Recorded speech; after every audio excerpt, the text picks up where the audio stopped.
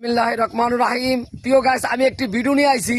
আমি এই মুহূর্তে অবস্থান করছি মনপুর থেকে কৃষ্ণপুর যাইতে বরবাঙ্গানিয়া। এই জায়গাটা খালি ভাইরাল, মানুষ বিকালবেলা এমন ভাবে আসে হাঁটতারে না। আজকে ওস্তাদ করে লই আইছি।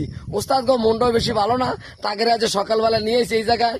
আচ্ছা ওস্তাদ, আমরা যারা ড্রাইভ শিখতেছি, আমরা সকালবেলা গাড়ি চালাবো বা গাড়ি নিয়ে বাড়বো, কুমিল্লা যাম, ঢাকা যাম, তাহলে এই মুহূর্তে আমরা করণীয় কি?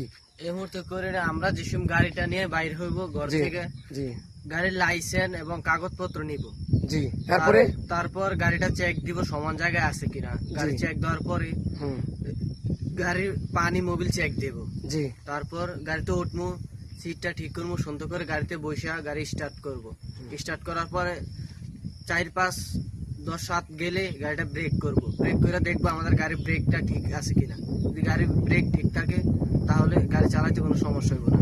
তারপর আমরা স্পেয়ার চাক্কাটা দেখবো এটার ভিতরে হাওয়া আছে কিনা। মাশাআল্লাহ, ওস্তাদ যে বাজে কইছে আটটু স্পিডে আটটু সুন্দর করে দেবো। আমরা কোথাও যদি রোয়ানা দেই, হঠাৎ করে আমরা ঢাকায় যাম বা কুমিল্লা যাম, তাহলে আমাদের কি করতে হবো? গাড়ি চালাতে গেলে গাড়ির কাগজপত্র প্রয়োজনীয়, লাইসেন্স, গাড়ির স্পেয়ার চাক্কা, তেল, পানি এগুলো চেক দিয়া আমরা ইনশাল্লাহ রোয়ানা দেব। গাড়িটা রোয়ানা দিয়ে কিছুক্ষণ সামনে গিয়ে একটা ব্রেক দেব, আমার ব্রেকটা ঠিক আছে কিনা। এই জিনিসগুলো যদি আমরা ঠিক করিয়া চেক দিয়া গাড়ি চালাই, রাস্তায় আমরা বিপদ হব না। যে সুপারে ড্রাইভ শিখেন, ইটা না গাড়ির নিয়ম কারণ সমস্তগুলা খেয়াল করিয়া শিখেন।